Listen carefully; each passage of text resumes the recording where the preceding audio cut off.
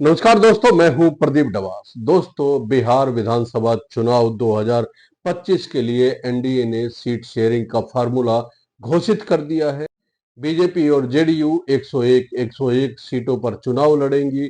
चिराग पासवान की पार्टी लोजपा रामविलास को मिली है 29 सीटें, जबकि जीतन राम मांझी की हम और उपेंद्र कुशवाहा की आरएलएम को 6 सीटें दी गई है। यानी कि एनडीए के भीतर अब कोई बड़ा भाई नहीं, बल्कि सब बराबर के हिस्सेदार हैं, जैसा कि नीतीश कुमार बोल रहे हैं। लेकिन सवाल यहां उठता है, क्या ये बराबरी सिर्फ आंकड़ों में है दोस्तों, या फिर इसके पीछे कोई बड़ा राजनीतिक समीकरण तैयार किया गया है? क्योंकि इस बार जो सबसे ज्यादा फायदे में दिख रहे हैं वो है चिराग पासवान, जिन्होंने बीजेपी और जेडीयू दोनों को झुकाकर अपनी बात मनवा ली।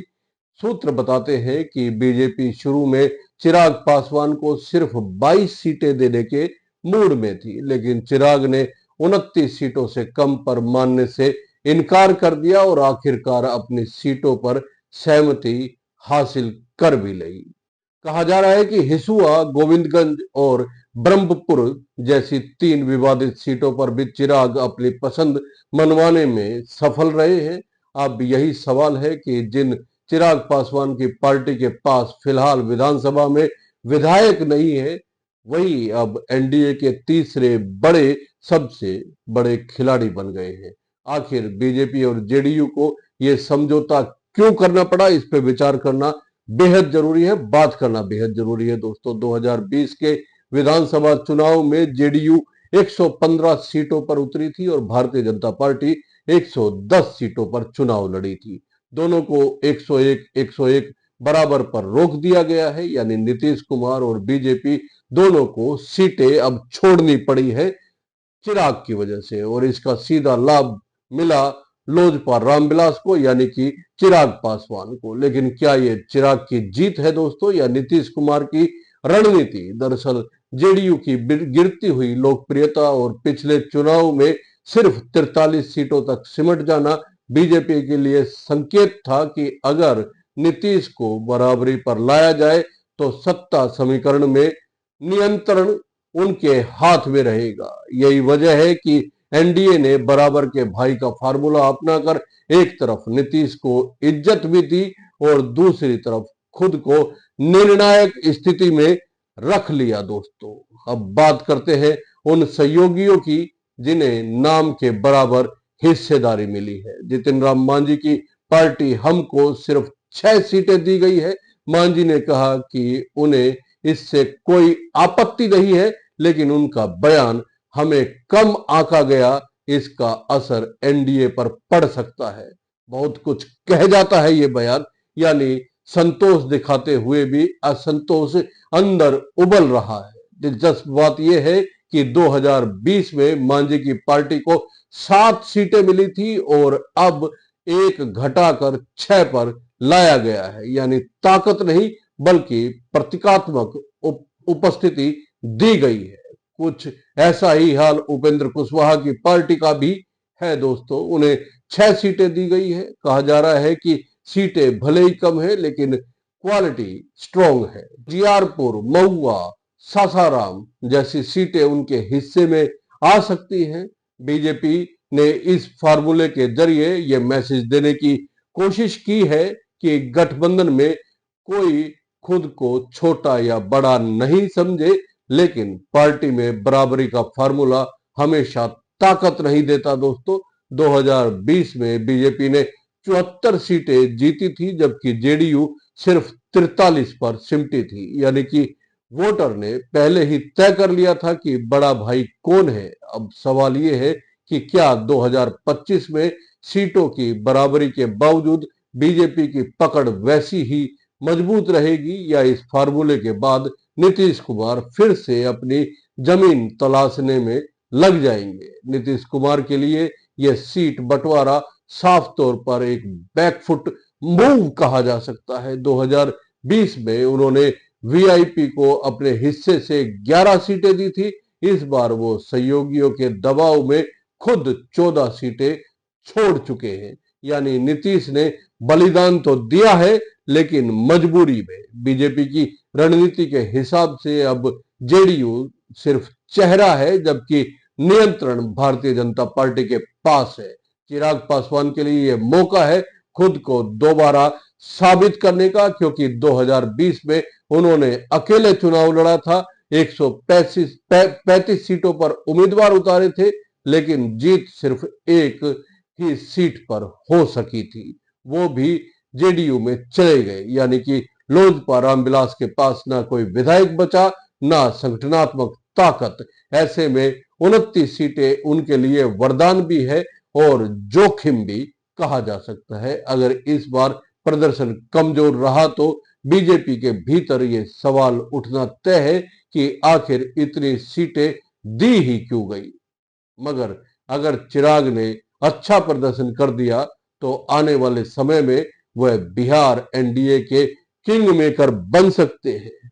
बीजेपी का ये फार्मूला सिर्फ संगठन को एकजुट रखने के लिए नहीं, बल्कि भविष्य की तैयारियों के लिए भी। नीतीश की उम्र और जेडीयू की घटती पकड़ को देखते हुए बीजेपी ने एक तरह से चिराग पासवान को वैकल्पिक चेहरा तैयार करने का काम शुरू कर दिया है, ये कहा जा सकता है। यानी कि अगर नीतीश भविष्य में राजनीति से किनारा करे तो चिराग एनडीए के भीतर एक युवा चेहरे के रूप में आ जाए और भाजपा के साथ स्थायी साझेदारी बने। ये राजनीति जेडीयू को कितनी रास आएगी ये देखने वाली बात होगी दोस्तों, क्योंकि बिहार की राजनीति में नीतीश हमेशा अपनी जगह बचाने के लिए गठबंधन के भीतर संतुलन का खेल खेलते आए हैं। लेकिन इस बार गेम थोड़ा उल्टा है। बीजेपी ने उन्हें बराबरी की सीट देकर दिखने में बराबरी दी है, पर ताकत के असल खेल में खुद को ऊपर रख लिया दोस्तों।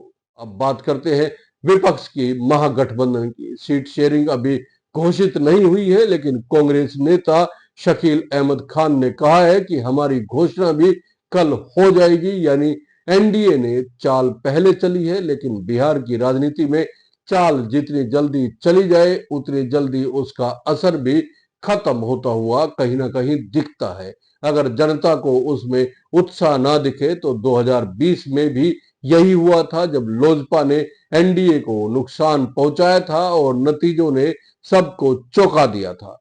इस बार भी अगर सहयोगियों में असंतोष रहा तो परिणाम कुछ ऐसे ही हो सकते हैं। मांझी का बयान कि 6 सीटें हमारी हैसियत कम दिखाती है, और कुशवाहा का यह कहना कि हम कम सीटों पर लेकिन मजबूत उम्मीदवार देंगे, दोनों मिलकर ये संकेत दे रहे हैं कि गठबंधन के भीतर एकजुटता सिर्फ कागज पर है।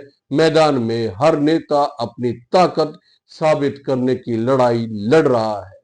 चिराग पासवान को मिली सीटों की लिस्ट भी काफी दिलचस्प है। इन सीटों पर वो अपने प्रत्याशी उतारने जा रहे हैं। इनमें कई सीटें पारंपरिक रूप से जेडीयू या बीजेपी की मानी जाती है, यानी कि एनडीए ने खुद अपनी ही जमीन पर नई लड़ाई खोल दी है। सवाल यह है कि क्या ये रणनीति बीजेपी के लिए लंबी दौड़ में फायदेमंद साबित होगी या फिर अंदरूनी मतभेद की वजह से नुकसान कर देगी। दोस्तों ये भी याद रखिए कि बिहार में सीटों का फार्मूला सिर्फ गठबंधन नहीं तय करता, बल्कि सत्ता का रुख भी तय करता है। 2005 से लेकर अब तक हर चुनाव में जिसने संतुलन बंटवारा किया वही सरकार बनाने में सफल रहा। 2020 में एनडीए ने मुश्किल से बहुमत जुटाया था और आज वह फिर वही गलती दोहराने के खतरे में लग रही है, क्योंकि जितनी सीटें बराबर की गई उतना ही असंतोष बढ़ा। नीतीश कुमार और बीजेपी दोनों जानते हैं कि 2025 का चुनाव सिर्फ शासन पर नहीं बल्कि गठबंधन के अस्तित्व पर भी फैसला करेगा। अगर इस चुनाव में एनडीए के घटक दलों ने अच्छा तालमेल नहीं दिखाया तो 2025 का यह चुनाव एनडीए के लिए 2015 जैसा झटका भी साबित हो सकता है। दोस्तों सवाल सीधा है, क्या बराबर की सीटें बराबर की ताकत देगी या चिराग एनडीए के नए चेहरे के रूप में उभर कर आएंगे? क्या मांझी और कुशवाहा की नाराजगी वाकई सिर्फ बयानबाजी है या इसके पीछे असली राजनीतिक नाराजगी छिपी हुई है। और सबसे बड़ा सवाल है, नीतीश कुमार इस फार्मूले को अपने लिए सम्मानजनक समझते हैं या यह उनके राजनीतिक सफर का ढलान साबित होगा। आपका क्या मानना है दोस्तों, कमेंट करके जरूर बताइएगा। और ये विश्लेषण, ये टिप्पणी आपको पसंद आई है तो लाइक कीजिए, शेयर कीजिए और चैनल को सब्सक्राइब करना ना भूलें। जय हिंद, नमस्कार।